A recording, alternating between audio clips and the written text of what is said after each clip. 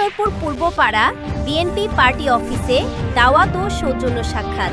গাজীপুর জেলার কালীগঞ্জ উপজেলার বাহাদুর সাদি ইউনিয়নের অন্তর্গত ৭ নম্বর ওয়ার্ডের ঈশ্বরপুর গ্রামে অবস্থিত বাংলাদেশ জাতীয়তাবাদী দল বিএনপির ঐতিহাসিক পার্টি অফিসটি দীর্ঘদিন ধরে দলীয় আন্দোলন সংগ্রামের এক জীবন্ত স্মারক হিসেবে পরিচিত।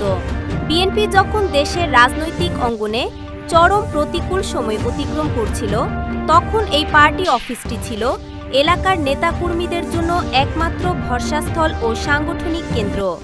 আওয়ামী লীগের শাসন আমলে বিএনপি নেতাকর্মীদের ওপর নেমে আসা দমন পীড়ন, হামলা, মিথ্যা মামলা, গ্রেপ্তার ও প্রশাসনিক হয়রানির মধ্যেও একাধিকবার হামলা ও ভাঙচুরের শিকার হওয়া সত্ত্বেও এখান থেকেই দলীয় কার্যক্রম পরিচালিত হয়েছে। এই সংবাদ প্রচার হচ্ছে বাংলাদেশ প্রেস ক্লাব ব্রাহ্মণবাড়িয়া জেলা শাখা থেকে। কালীগঞ্জ, গাজীপুর। প্রতিনিধি এর প্রতিবেদনে দেখুন দুনিয়া টিভি বাংলা।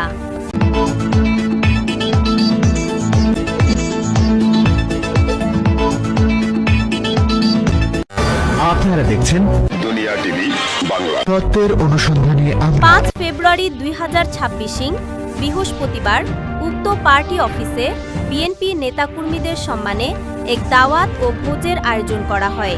এতে ঈশ্বরপুর সহ আশপাশের এলাকার বিএনপি নেতৃবৃন্দ, কর্মী ও সমর্থকরা অংশগ্রহণ করেন। এ সময় বিএনপি পার্টি অফিসে অল্প কিছু সময়ের জন্য নেতাকর্মী ও সমর্থকদের সঙ্গে সৌজন্য সাক্ষাৎ করেন জননেতা AKM ফজলুল হক মিলন। তার উপস্থিতিতে নেতাকর্মীদের মাঝে উৎসাহ ও উদ্দীপনা সৃষ্টি হয়। সৌজন্য সাক্ষাৎকালে তিনি নেতাকর্মীদের খোঁজ খবর নেন এবং দলীয় ঐক্য ও সাংগঠনিক শক্তি আরও দৃঢ় করার আহ্বান জানান। নেতাকর্মীরা জানান, এই দাওয়াত ও মিলন মেলার মাধ্যমে দলের ভ্রাতৃত্ববোধ, পারস্পরিক সৌহার্দ্য এবং সাংগঠনিক সংহতি আরও সুদৃঢ় হয়েছে।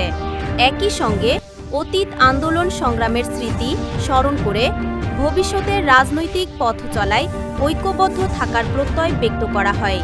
বিশেষভাবে উল্লেখযোগ্য যে এই পার্টি অফিসকে কেন্দ্র করে দলীয় কার্যক্রম পরিচালনায় জনাব খুরশিদ আলমের ভূমিকা ছিল অত্যন্ত গুরুত্বপূর্ণ ও প্রশংসনীয়।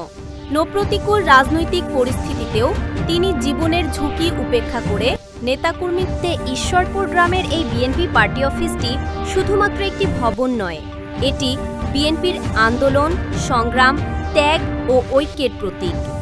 ৫ ফেব্রুয়ারি ২০২৬ তারিখে অনুষ্ঠিত এই দাওয়াত ও সৌজন্য সাক্ষাৎ সেই ঐতিহ্যকে নতুন করে স্মরণ করিয়ে দিয়েছে।